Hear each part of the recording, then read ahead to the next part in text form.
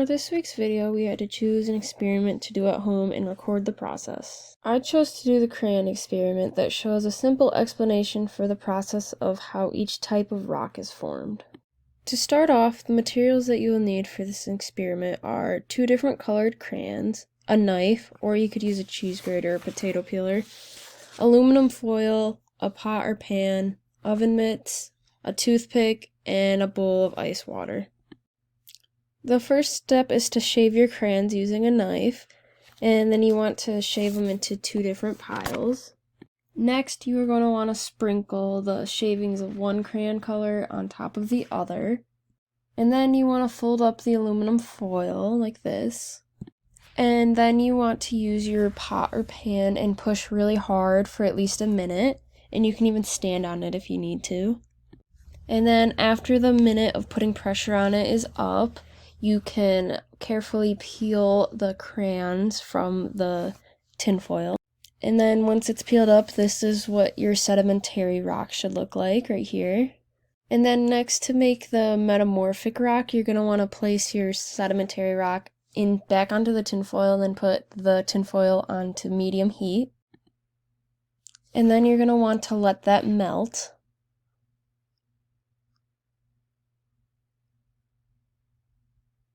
And then once it's melted, you can take it off of the heat and then let it cool. Once it's fully cooled, you can carefully peel it off of the tinfoil, and then this will be your metamorphic rock. And then you're going to want to melt it again to make your igneous rock. And then once it's melted, you're going to want to stir it so that the 2 colors are completely combined. And once you're done stirring, you're going to want to pour them into the bowl of ice water.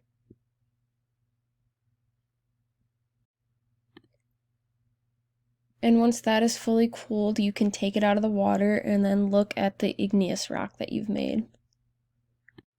In this experiment, the representation of the metamorphic rock being created was not very accurate. This is because when metamorphic rocks are formed naturally, they need both heat and pressure, and in this experiment, it only showed the heat aspect. And in this infographic over here, you can see that the molten rock is giving off the heat, and then the rock layers from above are giving the pressure, which creates the metamorphic rock right here. Although this experiment may not be 100% accurate, it still is very useful because it gives us a good depiction of how rocks are formed. And we can't really observe this process naturally because it takes up to millions of years for rocks to form, and so there's no good way for us to observe the natural process of rocks being formed. And because the process of melting and cooling wax only takes around a couple minutes, it's a better way for us to observe it in a timely manner. And it can be very helpful for visual learners who want to see things visually. It can show us on a small scale of how this process works. And then to kind of compare how real rocks are formed versus how they're formed in this experiment. So sedimentary rocks can take up to millions of years to form, and then in this experiment it only took a minute. And also there's not a limit of how many types of rocks can be in a sedimentary rock, whereas this experiment only showed 2 different types of rocks. And then the sediments are formed by weathering, and in this experiment the weathering was the knife shaving off the pieces of wax from the crayon. And then as I said earlier, metamorphic needs heat and pressure, and it didn't show that.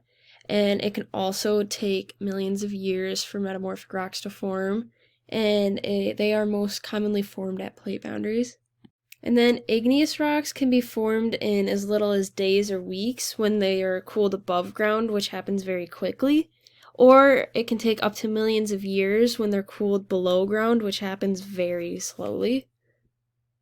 And they don't necessarily need water to be formed, like how they were formed in the ice water in the experiment.